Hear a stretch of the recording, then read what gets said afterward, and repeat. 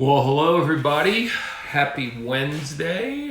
Whether you're watching this in the early afternoon in North or South America, or whether you're in the evening time in Europe or Africa, or maybe if you're in Asia, it's already early morning tomorrow. One way or the other, the nice thing about this is if you're watching it live, please put in an L. If you're watching it on replay, please I love saying that. Please drop an R for replay. Trying to be young and cool and hip like all these other folks that are doing these live broadcasts. It's fun being a student. I obviously know the content. We're going to go today with content, done deal. How to do these, live deals on social media. I am definitely still learning. So, put up with me a little bit. But again, first thing we ask you to do is if you're watching this live, please put an L. If you're doing it on replay, put an R. It'd be great if you could just tell us what part of the world you're from. It's one of my favorite things about what I've been blessed to do in the last 10, 15 years is have the ability to impact people literally all over the world.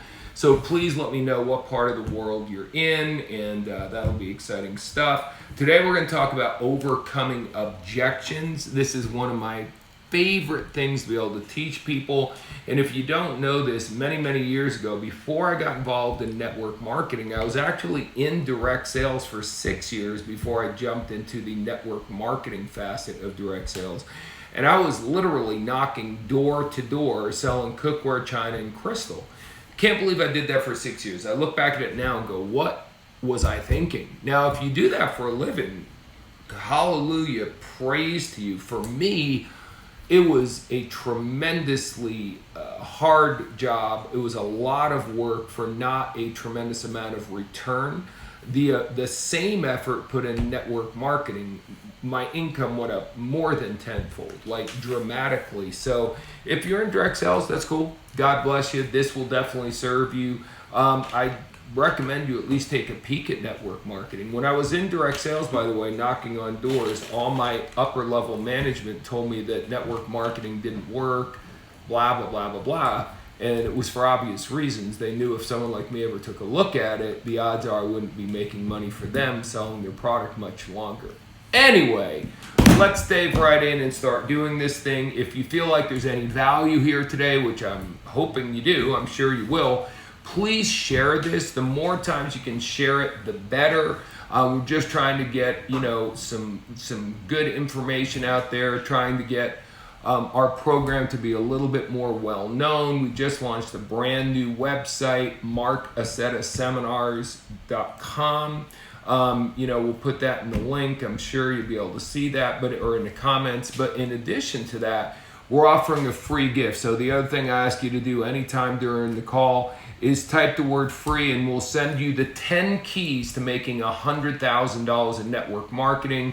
Couple hours of audios. I truly, genuinely believe it's some of the best work I've done in the last 10 years. So really want you to be able to get that and get that to as many people as you can. All you got to do is ask for the free gift. As a matter of fact, anyone who goes to marcacetta.com, the first thing you see is a vibrating button. You click that, same way. You get the free gift either way. So let's talk about overcoming objections, because when I was selling cookware door to door, wow, that was an interesting part of the job. First of all, I realized later that I was going into each presentation with a bad mindset. I was assuming people weren't going to buy it, because the cookware back 35, almost 40 years ago now, cost something like $2,000 for the big set, and it was very, very expensive. I think the smallest set you could buy, the itty bitty set, was $700. So that was a lot of money, because back in the day when I was doing this, the average person was spending less than $100 for a set of cookware. So my job is to get you to throw yours out and to replace it with mine. But you may trade in your car. If your car doesn't run anymore, you get rid of it. But most people, their cookware still works. So the idea of throwing it out is foreign to people. And then to replace it with something that costs 10 times more was a difficult thing. So I kind of went into it with a mindset, ready for this, that it was too expensive. Now, mind you, I didn't own the cookware. I only took out the samples and showed it to people, and I'll talk about that later. But because I myself thought it was too expensive, That was an objection I kept getting from people again and again. I was pre-framed thinking it was too expensive. Now, Henry Ford, Ford Motor Cars, one of the most brilliant entrepreneurs in the history of the world, said the man who thinks he can and the man who thinks he can't are both right. Obviously, in today's world, he would say the man or woman who thinks they can or can't. But the bottom line is, whatever you think is the truth is the truth. So my initial thoughts were the cookware costs too much money. So as I was doing the presentation, my unconscious, whether it was my body language, my eye contact, things my conscious mind was unaware of, the language I was actually using wasn't what it should be. It wasn't powerful. It wasn't strong. So if you, let me just stop before we go any further. If you're selling something, whether it be a product or a membership, and you think it's too expensive, you need to get your thinking right. Because here's the deal. Think of apothecary scales. If you're selling something and you think this is how much money I'm asking for, this is its value, you know, you could be successful, but you're not going to be wildly successful. If you think this is how much money I'm asking for, this is the value, then you're not going to sell anything. What you need to think, this is the value, this is how much money I'm asking for, wow, this is really worth it. Now, if you're selling a product or service and you don't believe that, then go find a product, service, or membership that you can sell that you believe that, because otherwise you're just BSing people the whole time, or you're not using your product. See, one of the transformational moments for me in the cookware business, when I had the opportunity to go up at one of the conventions at the bar, saw the #1 income earner in the world, a man named Bert Leroy, who was a legend in that company and really in that industry. And I asked Bert, how do you do it? How do you become #1 worldwide year after year after year? And he said, sit down, buy me a drink, I'll tell you. He's a super nice guy. And he said, first question is, what's your favorite thing to cook in a cookware? And I was like, I didn't have an answer because I didn't own the cookware. I didn't cook anything in the cookware. I just had a book and I flipped through it and told people how great the cookware was. So he kind of laughed at me, kind of told me nicely that I was an idiot, and told me if I wouldn't buy, he goes, hey, let me ask you another question. What's the most common objection you get from your potential buyer? Let me tell you what it is, like he was a psychic friend. They tell you they like it a lot because you do a great presentation, but it's too expensive. Is that right? And I was like, how did you know that, Bert? And he just was like, go buy the cookware and buy me a drink at next year's convention. And until you buy the cookware and use it, I'll be wasting my breath telling you what I do. So I walked away thinking he was kind of a jackass, but then I was like, grumbling. I went and I had to finance it. I didn't have $2,000. I bought the big set of cookware and I started to use it. And guess what? It was amazing. Like right now to this day, almost 40 years later, during this COVID deal, I've been cooking. I'm the guy who never cooked. I went to dinner and lunch every day. I ate out. Not now. I've been cooking almost every meal. And guess what I've been using? That good old Towncraft cookware that I bought all that time ago. It's still in phenomenal shape and it still works remarkably well. Well, go back to the story. When I started using the cookware back then, it was like, wow, it really works. So therefore, when I sat across the table with someone and they said, wow, I really think it's great, but I can't afford it or it's too expensive, I was like, no, you don't understand.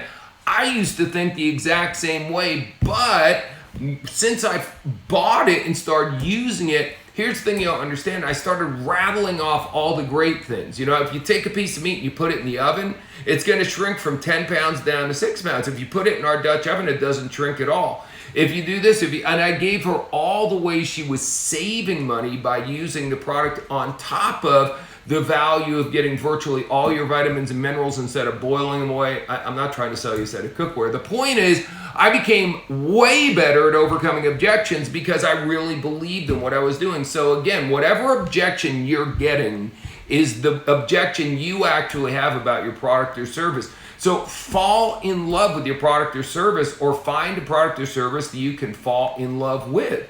Because if you think it's too expensive, if you think you're asking this much money and there's that much value, there's no technique I or anyone else can teach you that's going to make you successful if that's the way your brain works.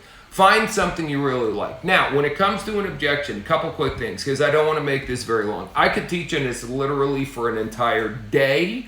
So let me hit some highlights. Number one, don't panic. If someone says, I like it, but I can't afford it, I'm not really sure right now, I need to talk to my spouse, whatever they come up with, that's not a bad thing. That they didn't say no. What you need, Marc Accetta, All Access. If you don't know my friend Monaco, he's always behind the camera. He's always directing me and so on and so forth for the last 15 or so years. So anyway, Marc Accetta, All Access. And if you want to, we've put a link right here in the broadcast, in the post.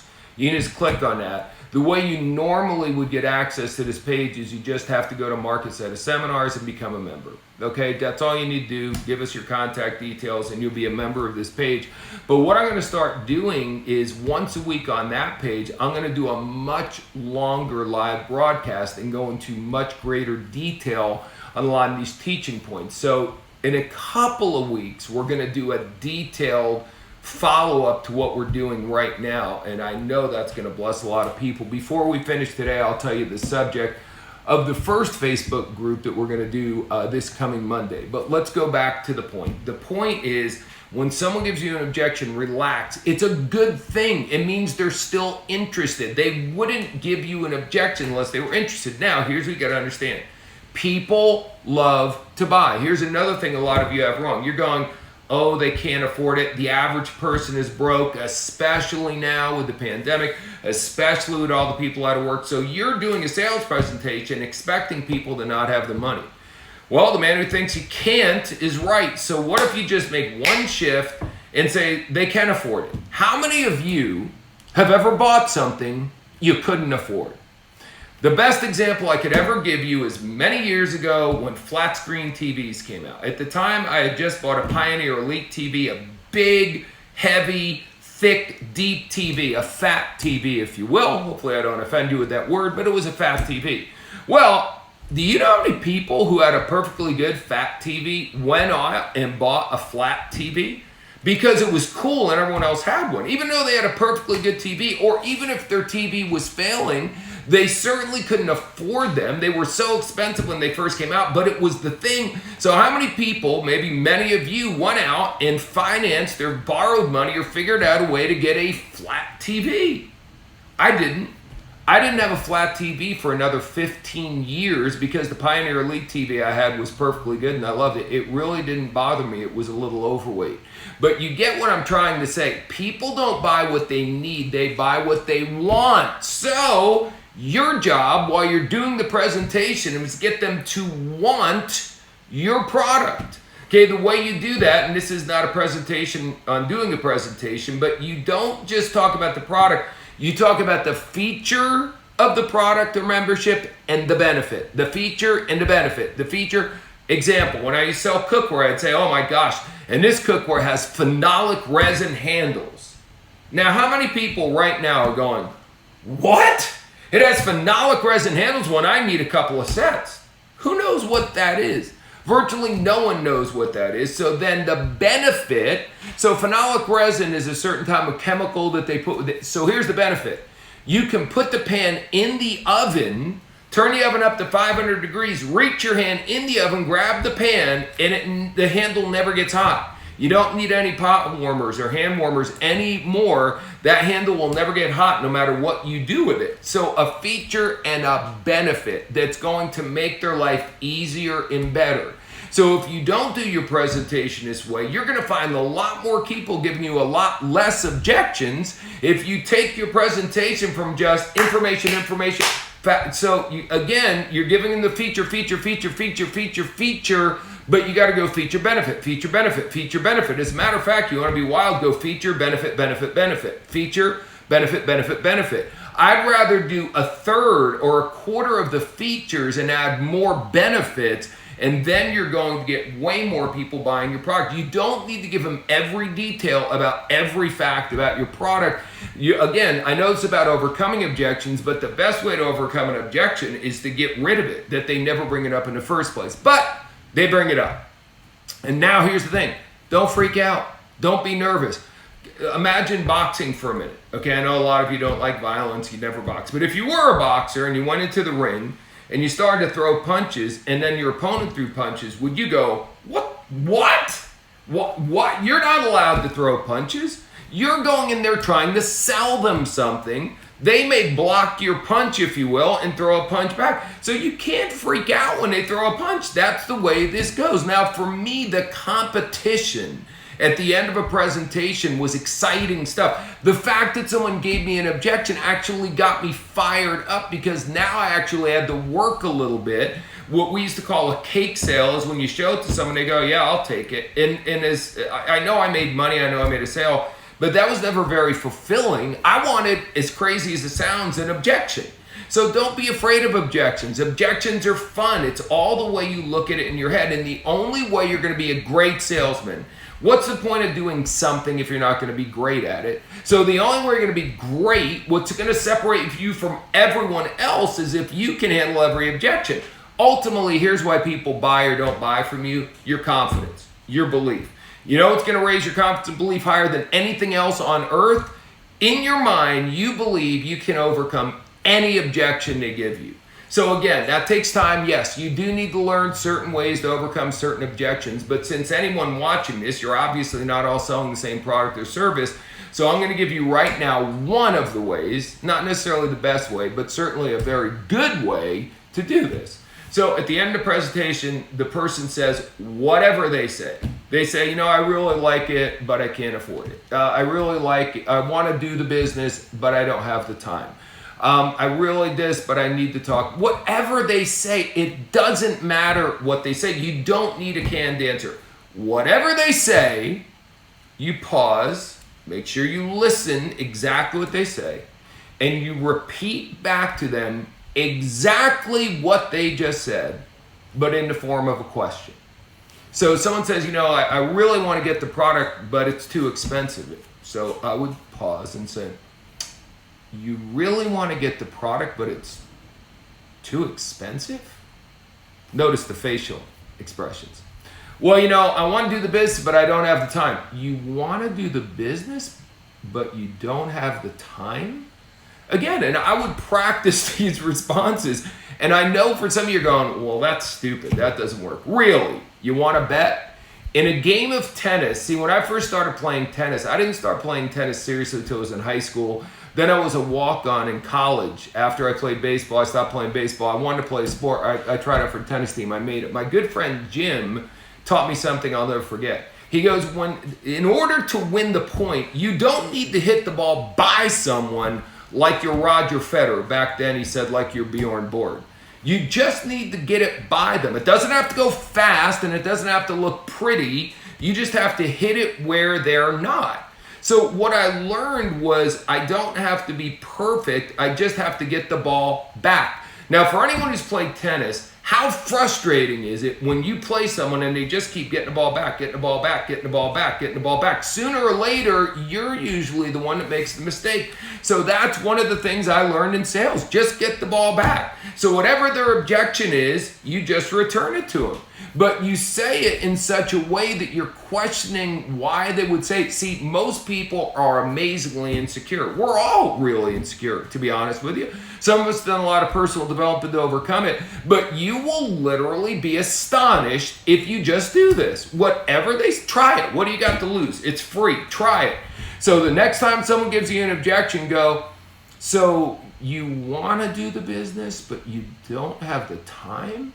See, instead of arguing with them, when you answer their objection, especially if you answer it with an intense tone, you're now arguing with them. The customer is always right. So I'm not going to argue with them. I'm going to ask them a question. I don't know if you know what Socratic selling is. Socrates, you've heard of Socrates. What set Socrates apart from all of the teachers of his time, if you don't know about this, is he didn't ever tell his students anything. He asked them well thought out questions to let them find the answer on their own. So this is what I'm doing. I'm not giving them a response. I'm asking them a question, but I'm doing it the way I'm saying it and the way I'm making my face look is it's kind of like it's the dumbest thing I've ever heard in my life. This is way more powerful than you think it is. You could use it for anything. you want to go to the movies, but you can't go on Thursday? And almost, for me, every time I do this, the person they reevaluate what they said. How much better can it get? And a certain percentage of them, a surprisingly high percentage of them go, you know what, you're right, I can do it. You know what, you're right, I can afford it. Now, it may not work every time, but you got the ball back and you shifted it to them to give, instead of you answering their objection, they have to justify why they said that. That is a big win, guys. Now, that's all we have time for today, but I'm telling you, I love this stuff. In 2 or 3 weeks, we'll give you plenty of advance notice. We'll do something on that page. I want to build up the amount of people we have in the group to a substantial amount before we do that. But that's going to be more like 40 minutes to an hour of really great, solid information. Again, Marc, Accetta, all access. Click the link, join the group. What we're going to do this coming Monday at 2 p.m. is we're going to do our first broadcast on that page, and it's going to be a very awesome subject.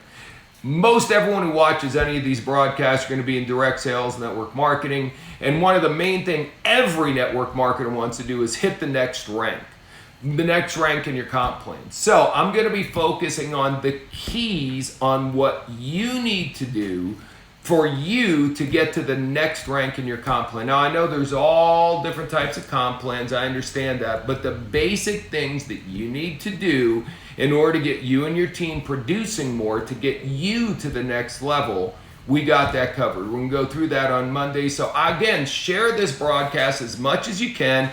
Anyone on earth is welcome to join that group. Get as many people. If you're a leader, get your team members to go on there, and I'll share some amazing information. Believe me, imagine you want to get a promotion. What if 20 people on your team are on this thing and they all get a promotion in the next 90 days? Imagine what that's going to do to your rank. So again, I love doing this. It's a blast doing this. Again, if you're watching live, put an L. If it's R, put replay, put the R. Please share it with as many people as you can. And the free gift, please, if you want the free gift, just type the word free, or you can go to marcacettaseminars.com. And please do that anyway. Go check it out. We're running an introductory offer where anyone who spends over $150 gets a free gift, and I think the free gift is worth probably as much as you're paying for whatever items you decide to choose. We're really excited. We also have a special with anyone who gets our colors product, Living in Full Color. Anyone who gets it during the month of August, we're going to have a special webinar only for those people on some advanced things I've never really taught ever about colors. So I'm very excited. Lots of great stuff going on. I think we're over the time limit we really want to have, so I'm going to bid you adieu for today. But thank you for getting on. It's an absolute pleasure. Remember, you need to believe that your product is very low priced, has really high value, features and benefits, and at the end, it's fun. Don't get nervous, don't get scared, and just try what I told you today. Nothing works if you don't try it. So try it. Try it 10 or 20 times and tell me it doesn't work. I assure you it will work more often than it won't. That's all we got for today. Again, thanks for getting on, and have a wonderful, blessed day. Talk to you again.